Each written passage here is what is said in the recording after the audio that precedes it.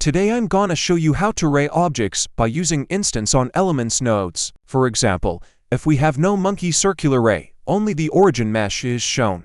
But if the number of the arrays is greater than 0, many concentric monkey circular troopers are generated. And finally, we add some nodes to animate their rotation. Let's get started. First, add a monkey head to the scene. Add a new region for the geometry node editor. Create a new node tree named Monkey Troopers. Now we will create the linear array.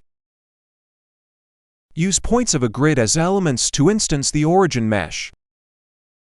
Add an instanceonelements node.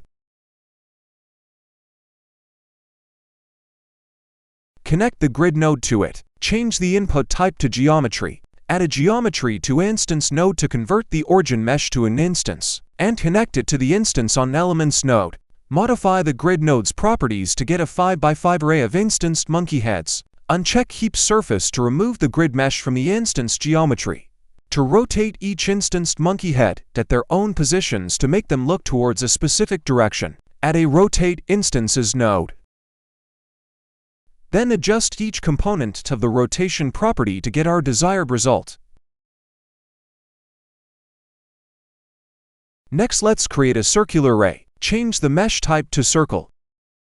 Adjust its properties with 8 vertices and a radius of 4 meters. As we can see, all instances look towards the same direction. To make them look towards or away from the center, expand the transform panel and check alignrotation.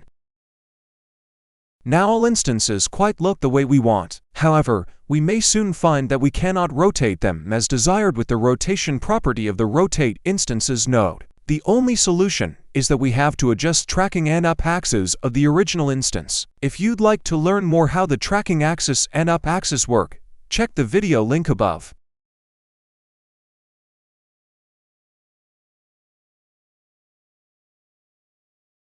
Add an alignrotation to vector node. Use the z-axis as the up axis and the normals of vertices of the circle as the tracking axes. Add a rotation constant to rotate the original instance to make the generated instances look the way we desire. For example, make those instanced monkey heads look like they rotate clockwise about the world origin. Our next task is to create more concentric circular array with one click. That means we'll repeat the process of creating one array at an increment of radius and number of instances.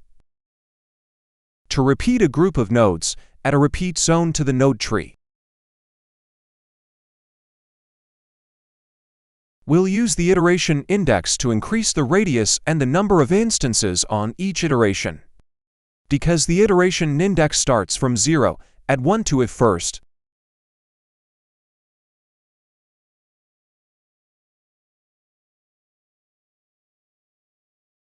Use a joingeometry node to join groups of instances generated from each iteration. Now we can get as many circular arrays as the number of iteration we have. Our next task is to make the odd arrays rotate clockwise and the even ones rotate counterclockwise. From the way those odd and even arrays rotate, we derive a general formula to calculate the rotation value in each iteration.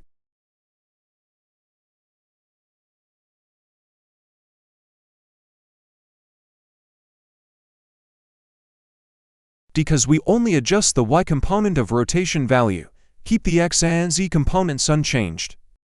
Add a group of nodes to simulate the rotation formula.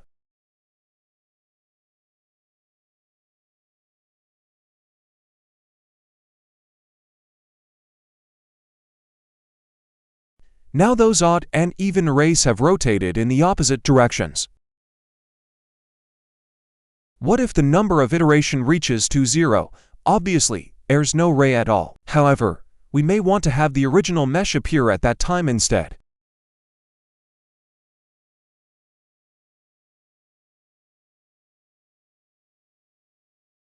The idea is that if the iteration number is greater than 0, show the circular arrays, otherwise, show the original mesh.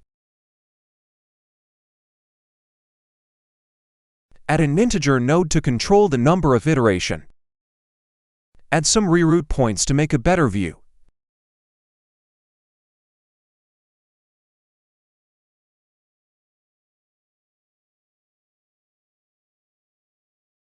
Now when the number of iterations reaches to 0, we get the original mesh instead of nothing.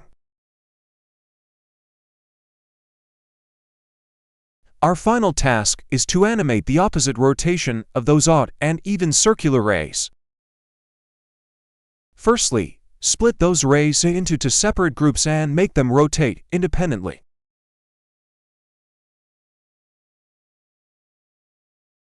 Keep the odd rays rotate clockwise.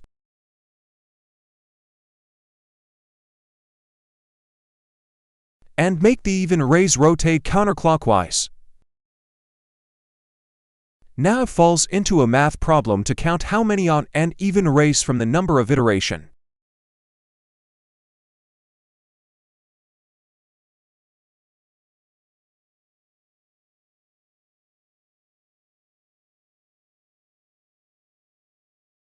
Follow these formulas to get the proper increments from the numbers for odd and even iterations.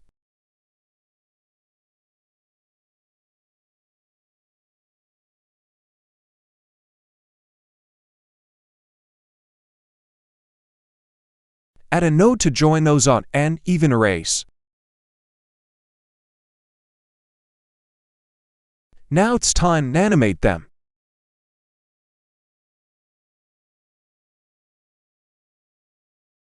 We'll make the odd arrays clockwise about the global z-axis at the speed of 30 degrees per second.